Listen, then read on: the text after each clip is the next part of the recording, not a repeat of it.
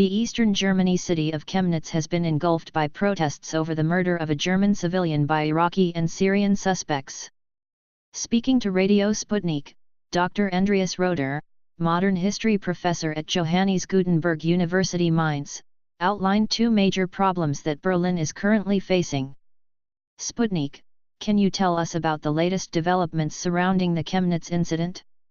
Andreas Roeder, so, there are two problems overlapping.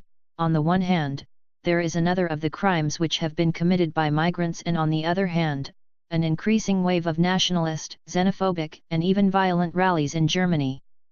What we are facing is indeed an increasing polarization within the German public. Sputnik, what caused the protests and the violence in the protests? Is somebody using this entire incident for certain political gains? Andreas Roeder, yes, indeed, this seems to be the case. What we witnessed on the first hand was this murder, which was allegedly committed by these Iraqi or Syrian migrants, of a person of German and possibly of Cuban ancestry. First of all, we have had this crime which has been committed and which has been one in ever-increasing row of crimes which have been committed by migrants in Germany. Before we had the crimes of the murders in Freiburg, in Kandel, in Wiesbaden, we had the attack in Berlin. So, this is one problem. And on the other hand it is, as you are asking, there obviously is a political group which is making use of the increasing feeling of insecurity in the German population.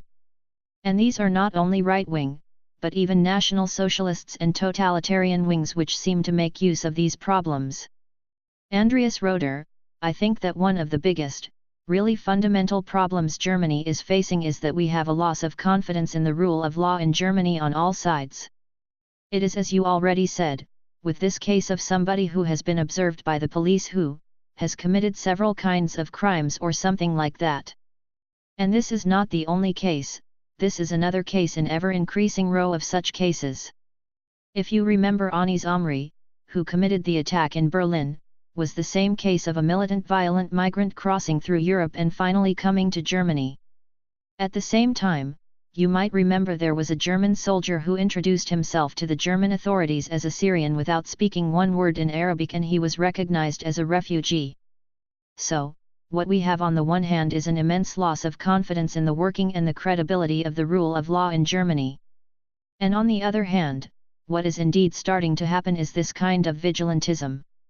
We already realized this 2 or 3 weeks ago when German authorities returned some Sami A, who was said to be a bodyguard to Osama bin Laden, and they returned him to Tunisia by tricking the court on the one hand. And this is what, in a certain way, is happening in Chemnitz now. So, we are having a loss of credibility of the rule of law on the one side and on the other. And what is necessary is to consequently enforce the